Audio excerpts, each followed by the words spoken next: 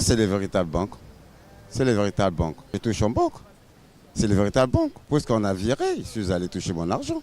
Donc c'est les véritables banques. À mon avis, je ne pense pas qu'elle fonctionne bien. Hein. En termes de crédit, par exemple, moi personnellement, je n'appelle pas ça des crédits. C'est juste des aides mutuelles qu'on peut apporter aux fonctionnaires. Parce que quand on voit déjà le taux d'intérêt qu'ils prélèvent sur ce qu'ils nous donnent, c'est les banques qui sont beaucoup plus bénéficiaires par rapport aux sociétaires. Au Congo, il n'y a pas de banque. Moi, j'étais à Paris, mais quand tu vous compares la banque, la Société Générale à Paris, par rapport aux banques ici, c'est zéro. Je mets bien zéro. Zéro pourquoi? Parce qu'aujourd'hui, tu arrives pour un petit crédit, on ne peut pas te le donner. Mais je trouve que ce sont des associations ici, ce ne sont pas des banques. Bon voilà, grosso modo, ce sont des associations, ce ne sont pas des banques. C'est vous qui appelez banque. En fait, les banques congolaises, pour les crédits, il y a certains qui sont fiables, mais certains qui ne sont pas fiables. Parce que tu demandes du crédit, on te demande les avaliseurs, on te demande beaucoup des papiers. Du coup, ça te fatigue et puis tu repars à la maison. Donc pour nous, les fonctionnaires, quoi que ce soit, ceux qui font dans les privés, ça ne nous avantage pas. Mais il y a certaines banques qui sont quand même fiables, qui donnent des crédits, obtiennent les crédits sans problème. Mais certains, vraiment, il y a un souci. En tout cas, on doit revoir vraiment le problème des banques du Congo.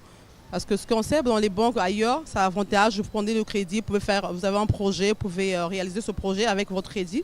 Mais ici, ce n'est pas facile à faire. Certaines banques, c'est bon, mais les autres, il y a un souci, il y a un problème quand même. Mon souhait est que les banques puissent quand même faire face. Ce qu'ils demandent, si le client est capable de fournir, qu'ils peuvent octroyer les crédits facilement. Au moins, ça nous avantage, il y a des constructions, ils peuvent faire aussi des crédits maladie. Quand tu es malade, tu peux au moins faire face à ça. Quand tu es fonctionnaire, tu peux aller sur un crédit. Il y a mon fils qui est malade, tu emmènes tous les papiers qu'il faut. On peut te donner le crédit facilement. Aujourd'hui, dans la culture congolaise, ils n'ont pas vraiment la notion du risque, voyez-vous.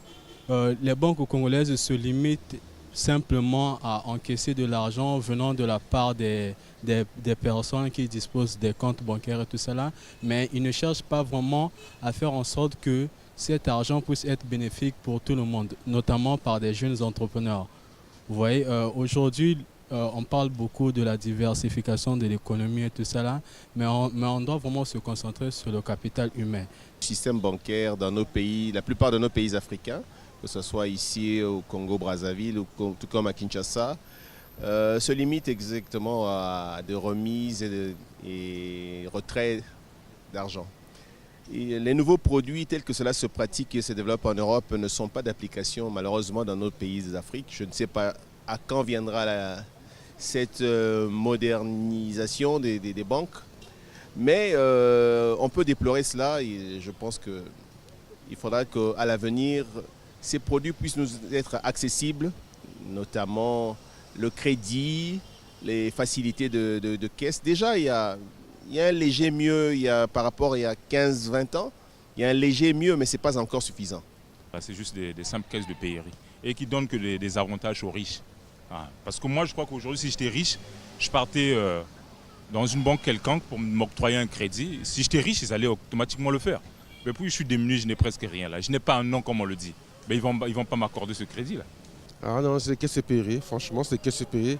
Parce que pour prendre un crédit aujourd'hui, il faut que tu aies un avaliseur. Alors que l'État, c'est le grand avaliseur, c'est l'État, la France, c'est le grand avaliseur. Bon, je veux prendre un crédit, il faut un avaliseur. Donc, ce ne sont pas des banques, ça, c'est des crédits, c'est des payeries. C'est ce que je veux dire, c'est ça. Financier de formation, il y a ces choses, même quand on le dit, on ne sait pas pourquoi on le dit. C'est-à-dire que vous avez aujourd'hui, il y a une catégorisation des banques. Il y a une catégorie, c'est-à-dire que les banques sont catégorisées. Il y a les banques d'épargne, hein, il y a les banques d'investissement, il y a les banques de développement et il y a les banques commerciales. Qu'est-ce qui s'est passé? Lorsqu'on décide de liquider les banques au Congo, on a vendu au plus offrant. On n'a pas tenu compte de cette catégorisation. Aujourd'hui, il faut reconnaître que la liquidation du secteur bancaire au Congo a permis au Congo de revenir sur le devant de la scène bancaire. Il y a des transferts qu'on peut faire, on peut acheter le matériel facilement. Tu peux déposer autant d'argent, on retire autant. Parce qu'à la BIDC, il y avait un montant qu'on pouvait retirer chaque semaine. Maintenant, aujourd'hui, le gouvernement travaille sur la question de créer les banques d'investissement. Il y a des critères. Partout, vous retrouverez, même dans les grands pays, en Suisse, le Luxembourg, il y a des catégories. Il y a des banques d'investissement, les banques de développement, bon, les banques classiques, comme on les appelle, les banques commerciales. Or, aujourd'hui, au Congo, on a l'impression, pas l'impression qu'on a, lorsqu'on a vendu, ceux qui sont venus racheter ont mis les banques rachetées dans le secteur des banques commerciales. Le gouvernement ne pouvait rien, parce que vous liquidez au plus offrant compte tenu du contexte actuel. Maintenant, le gouvernement travaille sur la question parce que les critères sur les taux d'intérêt ne sont pas les mêmes et les montants même prêtés ne sont pas les mêmes. Donc il faut peut-être laisser le temps au temps, il ne faut pas trop taper sur les banques. C'est une question un peu complexe.